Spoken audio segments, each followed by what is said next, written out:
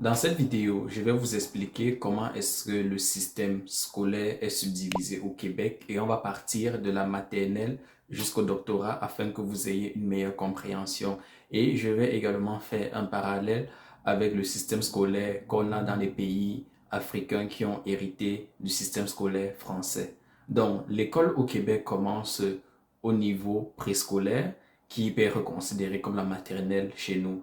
Et on estime que l'enfant doit aller à l'école maternelle quand il a 4 ou 5 ans. Mais à partir de 6 ans, il doit aller au primaire. Et l'école maternelle n'est pas obligatoire, mais le primaire devient obligatoire. Donc on estime que l'année de ses 6 ans, l'enfant doit commencer l'école primaire. Et donc 7 ans, on va le trouver dans sa première classe du primaire. Et la première classe du primaire est équivalente au cours préparatoire chez nous. Donc, l'abréviation de cours préparatoire, c'est CP, parce que c'est on l'habitude de dire juste CP. Et le primaire au Québec dure 6 ans. Donc, après les 6 années au primaire, tu entres au secondaire. Et vous comprendrez donc que la première classe du secondaire au Québec est équivalente à la cinquième chez nous qui avons hérité du système scolaire français. Et ce qui implique que l'enfant entre au secondaire durant l'année de ses 12 ans et puis 13 ans, on va le trouver dans la première classe du secondaire. Et le secondaire au Québec compte 5 classes. Il y a la première année du secondaire, deuxième année du secondaire, troisième année du secondaire, quatrième année du secondaire et cinquième année du secondaire. Et c'est durant la cinquième année du secondaire qu'on obtient le diplôme d'études secondaires. Mais on va un peu essayer de remonter aux alentours de la troisième année du secondaire. Et je tiens à préciser qu'au Québec, l'enfant est obligé de partir à l'école jusqu'à ses 16 ans. Donc les parents n'ont pas le choix. Vous devez envoyer votre enfant à l'école jusqu'à ce qu'il ait 16 ans. À la troisième année du secondaire, l'enfant peut par exemple décider que l'enseignement général ne convient pas et lui veut directement aller se former pour un métier.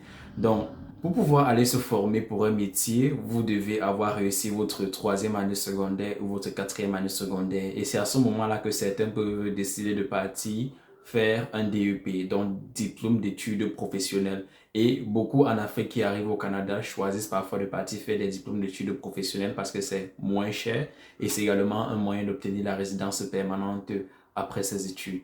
Pour ceux qui veulent venir étudier au Québec et qui n'ont pas de baccalauréat, ça fait que pour certains programmes, vous pouvez être admis si vous avez un BPC, mais également, il y a des diplômes d'études professionnelles qui requièrent d'avoir réussi la quatrième année secondaire.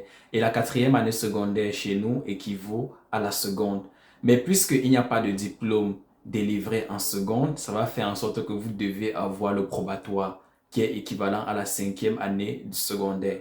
J'espère que c'est compréhensible. Si c'est pas compréhensible, vous pouvez laisser la question dans les commentaires pour que je réexplique. Donc, encore une fois, si vous voulez faire un diplôme d'études professionnelles, vous n'avez pas besoin d'obtenir un bac en Afrique, mais vous avez besoin de réussir soit le BPC ou de réussir le probatoire. Avoir réussi la seconde, dans ce cas, ce n'est pas si important que ça parce que on ne délivre pas le diplôme en seconde. Bon, bien, chez les anglophones, on délivre un diplôme en seconde. Donc, si jamais il y a des anglophones qui me regardent, si jamais vous avez le ordinary level, vous pouvez être éligible pour faire un DEP au Québec. Et pour ceux, par exemple, qui arrivent au Canada avec d'autres statuts que étudiants, si jamais ils veulent reprendre des cours, donc supposons qu'ils n'ont pas terminé le secondaire et qu'ils veulent reprendre des cours, dans ce cas, ils iront dans une école pour adultes, puisque si jamais vous avez, par exemple, plus de 17 ans, vous n'avez plus votre place au secondaire, vous devez aller dans une école pour adultes pour pouvoir suivre des cours, pour pouvoir obtenir votre diplôme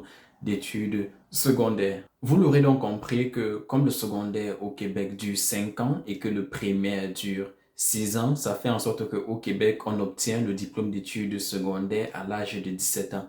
Mais le Québec est particulier parce que au Québec, quand vous obtenez le diplôme d'études secondaires dans la province, vous ne partez pas directement à l'université. Après ça, vous devez partir au collège. Quand vous partez au collège, vous avez principalement deux choix. Soit vous pouvez choisir de faire la formation préuniversitaire, donc dans laquelle vous allez obtenir un diplôme d'études collégiales, et celle-là dure 2 ans, ou vous pouvez choisir de faire le diplôme d'études collégiales techniques, et généralement cette formation-là dure 3 ans. Donc au Québec, quand on étudie de façon normale, on entre à l'université à 19 ans. Mais c'est pas parce qu'ils entrent à l'université à 19 ans qu'ils ont pris un retard par rapport aux autres, parce que lorsque vous faites vos études au Québec et que vous entrez à l'université à 19 ans, La plupart des baccalauréats que vous faites sont d'une durée de 3 années et le baccalauréat est équivalent à la licence chez nous. Donc, quand ils font le baccalauréat en 3 ans, ce qui fait en sorte qu'ils terminent leurs études de baccalauréat à 22 ans, ce qui est à peu près la norme dans tout le reste du Canada. Pour vous, par exemple, qui n'avez pas étudié au Québec, généralement, le baccalauréat va vous prendre 4 ans. Donc, au final, ça revient au même. Je tiens également à préciser que même si vous avez fait toutes vos études au Québec, tous les baccalauréats ne sont pas forcément de 3 ans, mais la plupart le sont si jamais vous avez précédemment étudié au Québec.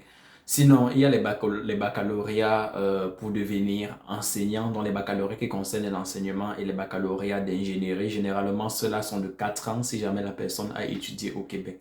Et pour les étrangers qui font généralement des diplômes d'études collégiales techniques, il y a souvent des passerelles entre le collège et l'université. C'est-à-dire que puisque vous avez obtenu un diplôme d'études collégiales techniques, on va vous réduire le nombre de temps que vous devez passer à l'université. Une fois que vous avez obtenu le diplôme d'études secondaires au Québec, il y a également une autre voie qui est disponible, celle de l'attestation d'études collégiales, en abrégé AEC. Ça, c'est quelque chose que les étrangers qui viennent étudier au Canada font souvent puisque ça permet également d'obtenir la résidence permanente. Ça, c'est un diplôme professionnel, c'est pas un diplôme universitaire ou qui permet particulièrement d'intégrer une université par la suite. Et une fois que vous avez le baccalauréat, vous pouvez décider de pouvoir faire une maîtrise. Les maîtrises sont généralement d'une durée de 2 ans au Canada ou après le baccalauréat, vous pouvez également décider de faire un diplôme d'études supérieures spécialisées en abrégé DESS. Les DESS sont d'une durée de 1 an ou plus. Bien évidemment, à la fin du palier, on a le doctorat si jamais vous voulez aller faire un doctorat. Mais pour arriver au doctorat, il faut généralement avoir eu une maîtrise. Et si je dois remonter, une fois que vous avez terminé le diplôme d'études collégiales au Québec, vous pouvez également décider de faire un certificat universitaire si jamais ça vous tente parce qu'il y a également une autre option qu'on appelle les baccalauréats par cumul. Mais ça, vous devez vérifier avec l'université. Vous pouvez compléter 3 certificats de 30 crédits et à la fin, on vous délivre un diplôme qui est équivalent à un baccalauréat. Généralement, si vous avez terminé vos études secondaires en Afrique, vous êtes directement éligible pour vous inscrire à l'université si jamais vous remplissez les critères de l'université choisie.